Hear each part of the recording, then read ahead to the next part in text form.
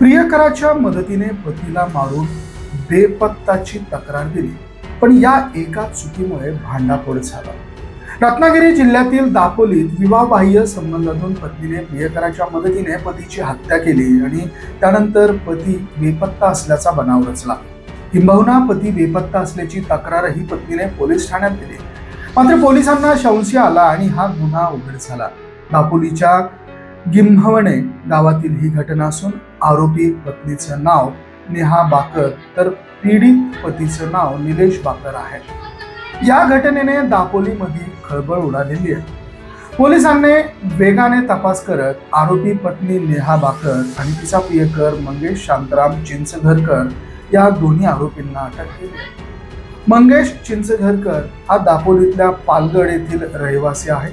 14 जानेवारी 2025 रोजी दापोली तालुक्यातील गिम्हवणे उगवतवाडी येथे राहणाऱ्या नेहा बाकरने तिचा पती निलेश दत्ताराम बाकर हा बेपत्ता असल्याची तक्रार दापोली पोलीस ठाण्यामध्ये दिली होती।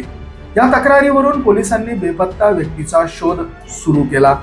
चौकशीत नेहा बाकरने ती ज्या हॉटेलमध्ये काम करते तेथून रात्री 11:30 वाजता घरी आल्याचं पोलिसांना सांगितलं।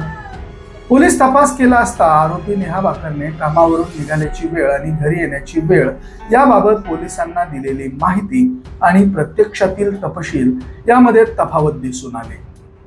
त्यामुळे दुसरीकडे बेपत्ता झालेल्या निलेश बाकरचा मोठा भाऊ दिनेश बाकर याच्याकडे पोलिसांनी चौकशी केली आणि त्यानंतर त्यांनी वहिनीवर नेहा बाकरवर संशय व्यक्त केला। आरोपी पत्नीने कबुली जबाबात नेमकं काय सांगितलं, त्यानंतर पोलिसांनी बेपत्ता व्यक्तीची पत्नी नेहा बाकरचा अधिक तपास केला। या तपासात अनेक गोष्टी ह्या उघड झालेल्या आहेत। नेहा बाकरने तिचा प्रियकर मंगेश शांताराम चिंचघरकर याच्याशी संगनमत करत निलेश बाकरला हरणे बायपास येथील मोकळ्या जागेत नेलं। तिथे निलेश बाकर याने मोठ्या प्रमाणात दारू सेवन करण्यास भाग पाडण्यात आलं। त्यानंतर दोरीच्या साहाय्याने गळा आवळून त्याची हत्या करण्यात आली। त्यानंतर मृतदेह 4 चाकी गाडीतून पालगड मधील पाटीलवाडी येथे नेण्यात आला। तिथे मृतदेहाला 4 चाकी गाडीचा तुटलेला लोखंडी पाटा बांधून रस्त्याच्या लगतच्या विहिरीत टाकण्यात आलं।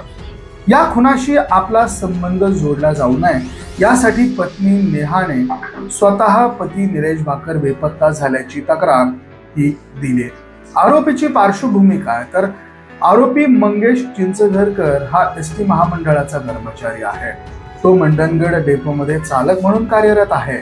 या गुन्ह्याच्या उलगड्यानंतर त्याचं निलंबन अद्यापही झालेलं नसलं तरी मंडणगड डेपो मॅनेजर यांनी त्याच्या संदर्भातील अहवाल जिल्हा वाहतूक नियंत्रण कक्षाकडे पाठवून देण्यात आलेला आहे। गुन्ह्याचा उलगडा कसा झाला ते देखील आपण पाहूयात।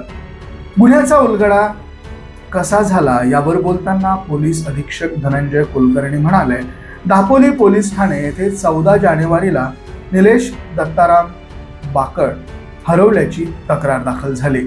या तक्रारीवरून पोलिसांनी शोध घेण्यास सुरुवात केली। तपासात हरवलेल्या व्यक्तीच्या पत्नीची चौकशी करण्यात आली। त्यात पोलिसांना संशय प्राप्त झाला। पत्नीचा संशय पोलिसांना आल्यानंतर पोलिसांनी काही सीसीटीव्ही फुटेजेस तपासले। त्यामधून जी माहिती समोर आली त्यावरून हरवलेल्या व्यक्तीच्या पत्नीची अधिक खोलात जाऊन चौकशी करण्यात आली।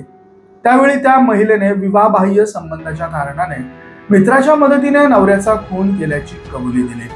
मृतदेहाच्या कमरेला लोखंडी पाटा बांधून पालगड येथील एका विहिरीत तो मृतदेह टाकल्याचं नमूद केलं। आरोपी महिलेने दिलेल्या माहितीच्या आधारे पोलिसांनी पालगड येथील विहिरीतून एक मृतदेह बाहेर काढला। संबंधित महिलेच्या विरोधात खुनाचा गुन्हा दाखल करून कायदेशीर कारवाई सुरू आहे असे देखील यावेळेस सांगण्यात आलं।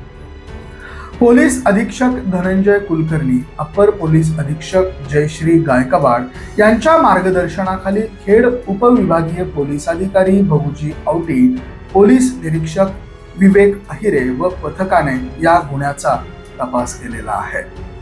पोलिसांनी ग्रामस्थांच्या मदतीने निलेश दत्ताराम बाकर यांचा मृतदेह विहिरीतून बाहेर काढलेला आहे। दापोली पोलीस ठाणे येथे गुन्हा रजिस्टर नंबर 15/2025 भारतीय न्याय संहिता 2023 च्या कलम 103 238/3 अन्वये गुन्हा दाखल करण्यात आला आहे।